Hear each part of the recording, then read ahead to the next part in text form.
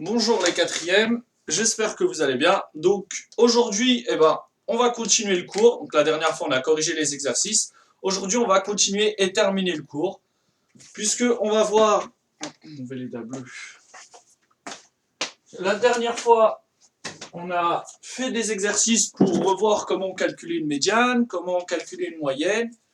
Il y avait aussi un peu de vocabulaire, population, caractères étudiés. L'avant-dernière fois, on a vu comment calculer une médiane quand l'effectif total était pair. Et bien aujourd'hui, ce qui va nous intéresser, c'est quand l'effectif total est impair. Donc petit b, cas numéro 2, effectif total impair.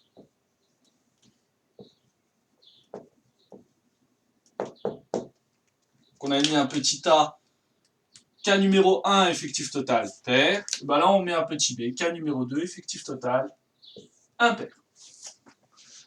Et puis pareil, en fait, on va prendre un exemple. Et puis vous allez voir comment on fait étape par étape. D'accord? Donc on va prendre un petit exemple. Donc rappelez-vous, la médiane c'est quoi? La médiane c'est ce qui permet de séparer en deux groupes de même effectif. D'accord? C'est la valeur qui va permettre de séparer en deux groupes notre effectif total. Donc vous avez votre effectif total, vous voulez le séparer en deux groupes où il y a le même nombre de personnes dedans, et vous utilisez la médiane. Si vous voulez regrouper les personnes les plus pauvres d'un côté, les plus riches de l'autre côté, les plus beaux d'un côté, les plus moches d'un autre côté, si vous arrivez à quantifier qui est beau, qui est moche, bien sûr, les plus gros, les plus maigres, les plus grands, les plus petits, voilà, la médiane, ça sert à faire ça. Ça sert à classer et à ranger. Alors du coup, ici, on va prendre un exemple. On va prendre des notes. Voici les notes du dernier DS de statistiques d'une classe de 4e.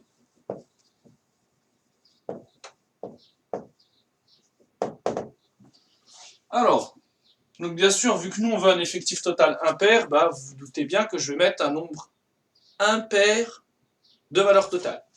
Parce que j'aurai un nombre impair d'élèves. Alors, un élève a eu 2, un a eu 7, un a eu 5, un a eu 6, un a eu 14, un a eu 17, un a eu 19, un autre a eu 11. On en est à 1, 2, 3, 4, 5, 6, 7, 8. On va aller jusqu'à 13, je pense. Un autre a eu 0, un autre a eu 9, un autre a eu 10, un autre a eu 13, un autre a eu 12. Donc là, on est à 1, 2, 3, 4, 5, 6, 7, 8, 9, 10, 11, 12, 13. Là, on est bien d'accord. Notre effectif total est impair. Moi, ce que je veux, c'est trouver la médiane. C'est-à-dire trouver la valeur pour laquelle 50% de mes notes est atteint. Bon, en fait, les étapes ici, je ne vais pas vous mentir, les étapes, ça va être les mêmes que tout à l'heure. Les mêmes que précédemment. L'étape numéro 1, l'étape numéro 2 ne change pas. L'étape numéro 3 va y avoir une petite subtilité, mais tu vas voir que du coup, ça va être en fait plus facile. Alors, donc ici, bien sûr, cherchons la médiane. On va commencer par faire quoi? Par l'étape numéro 1, on n'a pas trop de choix. Et l'étape numéro 1, comme je te l'ai dit tout à l'heure, elle ne change pas. Donc qu'est-ce que ça va être? Ça va être, tu as raison, j'espère que tu as donné la bonne réponse, ça va être en effet de ranger les valeurs par ordre croissant, dans l'ordre croissant. Donc du coup, je vais effacer le haut pour ranger ici mes notes dans l'ordre croissant.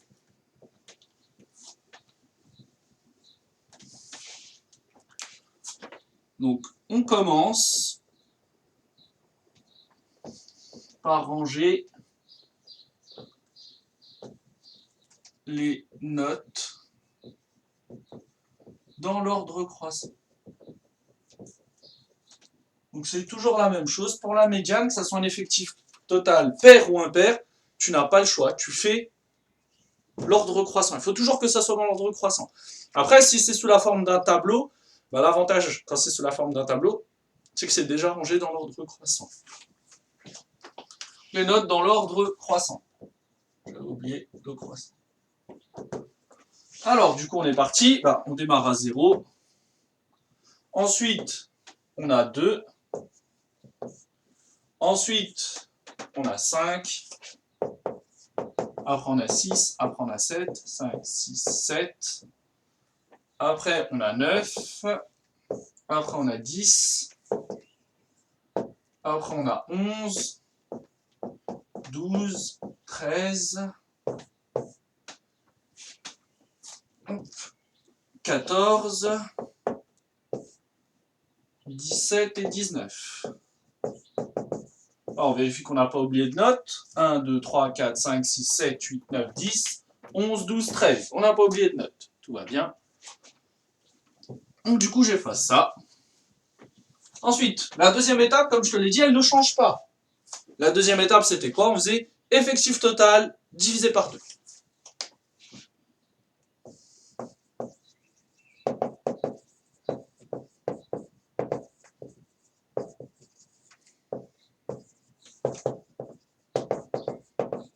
Soit ici, 13 divisé par 2. C'est-à-dire 6,5. À chaque fois que tu vas avoir un effectif total impair, dans l'étape numéro 2, tu auras toujours un nombre à virgule. Toujours. Tu auras toujours 1,5. C'est normal. Dans le cas où tu as un effectif total pair, et vu que c'est un nombre pair, quand tu vas diviser par 2, tu auras un nombre entier. D'accord? Donc là, la différence, elle va se faire ici. Ça va être l'étape numéro 3, et tu vas voir qu'ici, l'étape numéro 3 est beaucoup plus facile que l'étape numéro 3, dans le cas où l'effectif total est pair. Ici, l'étape numéro 3, ça va être quoi? Ça va être d'arrondir cette valeur-là, tout simplement. Tu l'arrondis. Et vu que c'est 1,5, tu l'arrondiras toujours au supérieur. Donc alors, puis, on arrondit cette valeur. On trouve alors 7. Alors, par contre, attention, le 7, ça ne va pas être la médiane. Rappelle-toi, ce qu'on faisait avant, la valeur qu'on trouvait quand on faisait effectif total divisé par 2, on lui faisait des trucs, et on obtenait quelque chose qui nous indiquait le rang de la médiane. Là, c'est la même chose. Le 7, il me dit que la médiane, ce sera juste la 7e valeur, tout simplement. Donc, la médiane sera la 7e valeur. Ici, il ne me reste plus qu'à compter. 1, 2, 3, 4, 5, 6, 7. La médiane ici, c'est 10.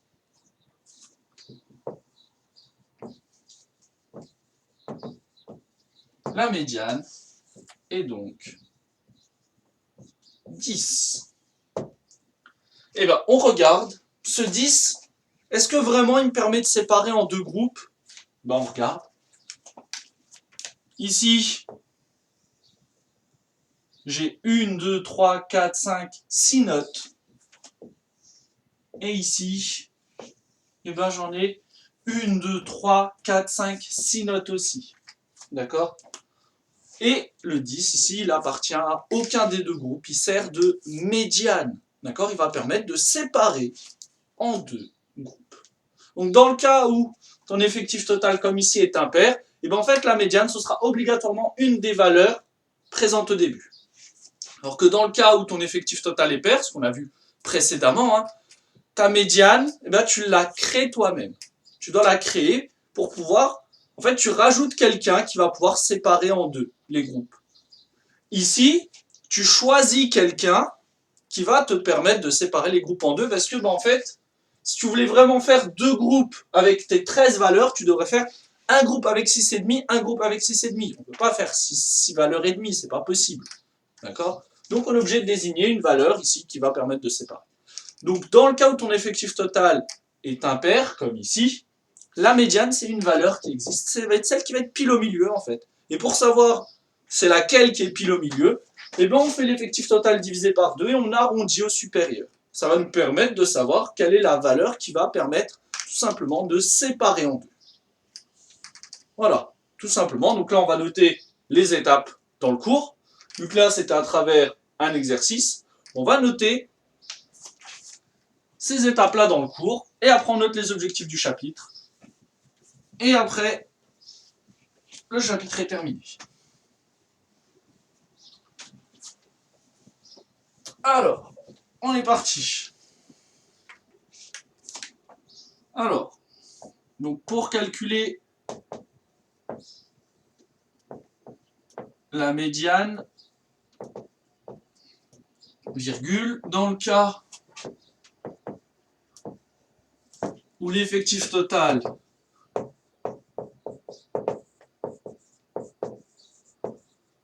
est impair, virgule, on suit les étapes suivantes.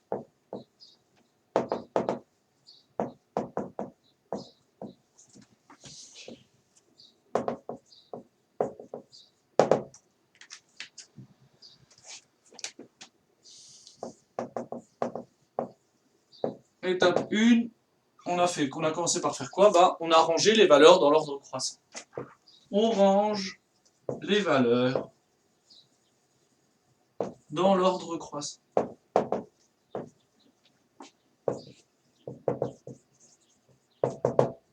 Étape numéro 2, qu'est-ce qu'on a fait? Ben, on a fait effectif total divisé par 2.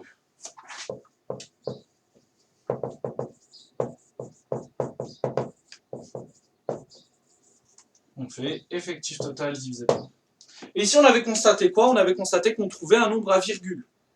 Et je te rappelle, c'est normal qu'on trouve un nombre à virgule parce que bah, effectif total, c'est un nombre qui est impair, puisque on est dans le cas où l'effectif total est impair. Bah, tu prends n'importe quel nombre impair, tu le divises par 2, tu vas forcément avoir 1,5. D'accord? Donc ici, on obtient un nombre décimal. Et ça, on l'écrit en rouge. On obtient un nombre décimal. Ce nombre décimal, pareil, on va lui donner un petit nom. On va dire que c'est petit n. D'accord? Donc par exemple, ici, notre petit n dans l'exemple précédent, c'était combien? Eh bien, c'était 6,5. Rappelle-toi, hein, quand on donne une lettre à un nombre, ça peut être n'importe quel type de nombre. Un nombre positif, un nombre négatif, un nombre entier, un nombre à virgule. Ici, mon nombre, ben, je sais qu'il est décimal. Mais je sais... Quand j'écris n, j'ai pas besoin d'écrire n,5. D'accord? J'ai juste besoin d'écrire n, c'est suffisant. Alors, étape numéro 3. Qu'est-ce qu'on a fait sur ce 6,5, sur ce n? Eh bien, on l'a arrondi, en effet. Hein. On prend l'arrondi de n. Donc quand je vais l'arrondir, je vais l'arrondir forcément au supérieur. Pourquoi? Parce que c'est 0,5, rappelle-toi. D'accord? Donc je vais forcément l'arrondir au supérieur. Donc ça va me donner un nouveau nombre. Bah, ce nouveau nombre, pareil, je vais lui donner un nouveau nom. Donc on va mettre, on obtient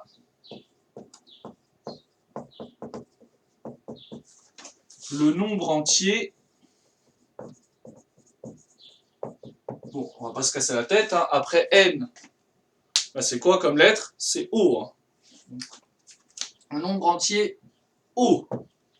Alors on va peut-être pas prendre O non plus, on va prendre P. Pourquoi? Parce que bah, j'ai peur que vous confondiez avec 0. Alors, on prend le nombre entier P. Donc dans mon exemple précédent, rappelle-toi, hein, mon nombre décimal n, excuse-moi, c'était 6,5. On avait fait quoi? On l'avait arrondi, donc on trouvait 7. Et qu'est-ce qu'on avait dit sur le 7? On n'avait pas dit que 7 c'était la médiane. Hein. Non. On avait dit que 7 c'était le rang de la médiane. C'est-à-dire que la médiane c'était la 7e valeur. Ok. Ben, ça c'est l'étape numéro 4. On va noter l'étape numéro 4. Hop.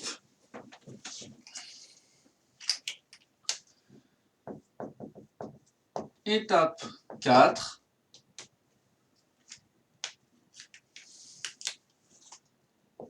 La médiane sera la PIM valeur. Alors, ça peut être bizarre d'écrire ça comme ça. Et rappelle-toi dans notre exemple qu'on avait fait, hein, P c'était 7, donc on avait 7 IM valeur.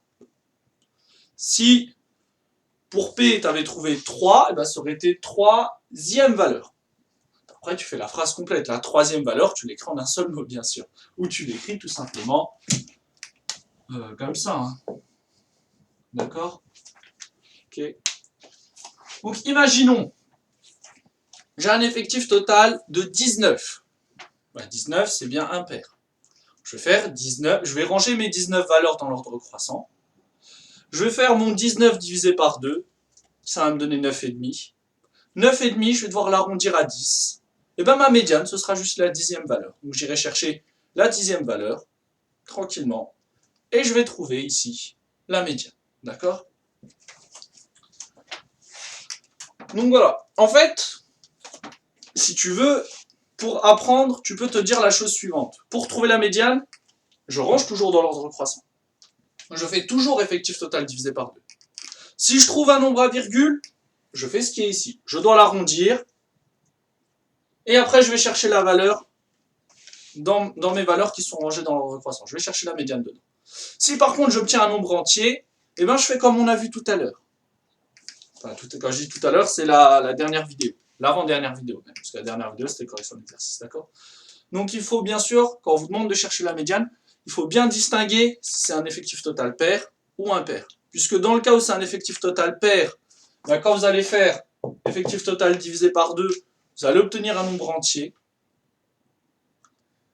Et donc, du coup, il va falloir prendre cette valeur-là et la valeur suivante et faire la moyenne des deux. Alors, vous m'avez compris. Alors que si vous prenez un effectif total, si vous avez un effectif total impair, eh ben, il va se passer tout ce qui est ici. D'accord? Donc, il faut bien faire attention. Vous avez tendance à mélanger les deux. Donc, posez-vous tranquillement quand on vous demande la médiane. Regardez, faites l'étape numéro 1, l'étape numéro 2. Et à partir de là, eh ben, vous saurez si vous devez faire ce qui est indiqué ici ou ce qui était indiqué dans le petit a. Ça marche? Donc du coup, on va ici noter les objectifs du chapitre, puisque le chapitre est terminé. Sachez qu'en troisième, vous allez revoir exactement le même chapitre, sauf on va rajouter une petite chose. On va vous rajouter l'étendue. Et l'étendue, croyez-moi, c'est ce qu'il y a de plus simple en statistique. L'étendue, c'est tout simplement, j'ai combien d'écart entre ma valeur la plus petite et ma valeur la plus grande. Donc j'ai juste à faire une petite soustraction. D'accord? Par exemple, sur les valeurs que vous avez notées tout à l'heure, si je vous demandais quelle est l'étendue, ben vous prenez la valeur la plus grande, vous prenez la valeur la plus petite, vous faites une simple soustraction, c'est tout. Vous verrez juste ça de plus en statistique l'année prochaine. Donc, si vous comprenez bien cette année, l'année prochaine, ce chapitre, ça va être de l'eau. Mais il faut bien le comprendre. Alors du coup, on va noter les objectifs du chapitre. Ce que tu dois être capable de faire.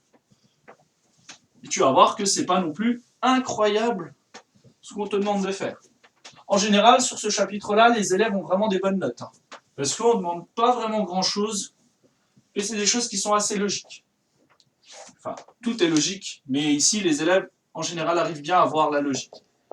Alors, objectif du chapitre. Alors, tout d'abord, il faut que tu sois à l'aise avec le vocabulaire. Pourquoi j'insiste autant là-dessus? Tout simplement parce qu'en fait, quand tu vas être en seconde, tous les DS en statistique, bon, c'est noté sur 20 comme d'habitude, mais il y a environ 5 points où c'est que du vocabulaire, et c'est le vocabulaire qu'on vient de voir, qu'on a commencé à voir cette année. D'accord? Donc il faut être à l'aise dès maintenant sur ce vocabulaire, parce que c'est 5 points donnés, ou alors c'est 5 points perdus bêtement. Donc ici, être capable de trouver la population,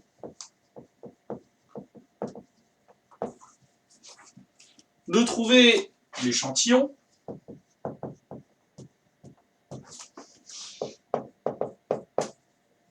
de trouver le caractère étudié,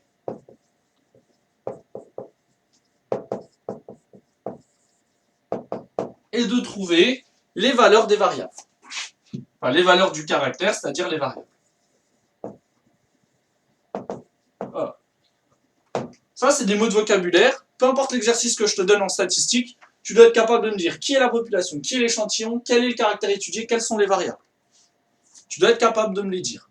Dire voilà, la population, eh ben, je sais pas, moi, c'est la population française. L'échantillon, bah, on a juste pris les Parisiens. Le caractère étudié, leur couleur préférée.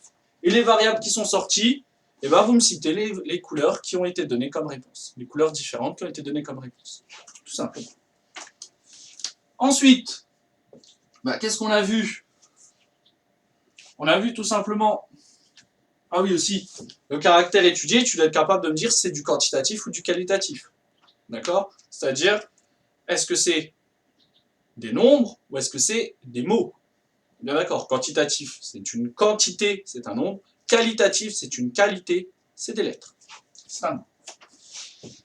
Ensuite, bah, être capable de calculer la moyenne. Non, on n'avait pas commencé par la moyenne, je crois. Si, on avait commencé par la moyenne. Être capable de calculer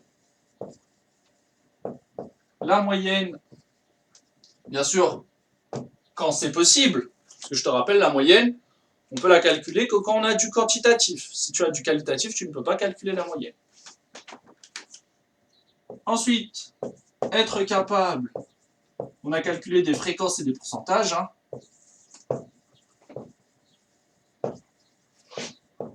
De calculer des fréquences et des pourcentages.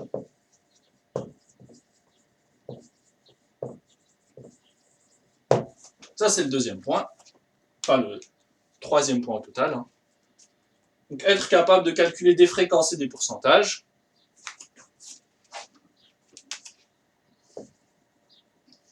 Et le dernier point, bah, être capable de calculer la médiane.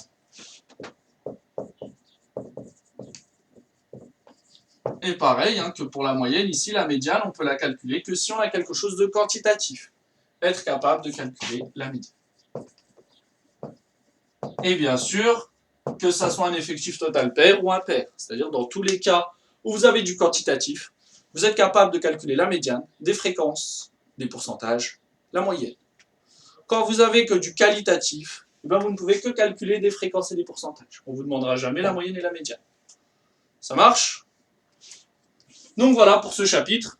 Si tu es capable de faire tous ces points-là, c'est que c'est bon. Si tu n'es pas capable, eh ben, c'est qu'il faut que tu révises ton chapitre, que tu refasses les exercices qu'on a vus ou que tu me demandes des exercices supplémentaires. Et donc du coup, je vous annonce en même temps le titre du prochain chapitre. Donc on va pouvoir noter le titre du prochain chapitre. C'est ce qu'on appelle la translation. Donc on va voir ensemble ce qu'est la translation. Donc vous pouvez mettre le titre du nouveau chapitre et on s'arrêtera là comme promis. Donc, chapitre, ça dépend si tu es en 4e A ou 4e B, la translation.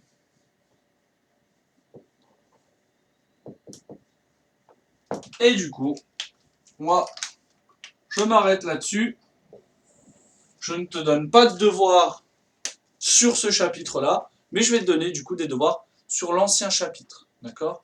Donc je vais te donner, ça va être un fichier PDF que tu vas retrouver sur la plateforme, comme d'habitude, où cette fois-ci, bah, tu auras des exercices de statistiques, mais où il faudra calculer la médiane aussi, dans des cas où l'effectif total est impair. Donc bah, du coup, je te souhaite une excellente journée, et puis bah, je te dis, on est quel jour? On est mercredi, donc je te dis à vendredi. Si tu as des questions, n'hésite pas à m'envoyer un message sur la plateforme. Si tu as des soucis, n'hésite pas à me contacter. Et puis bah, sinon, prends soin de toi et profite du reste de la journée. Au revoir.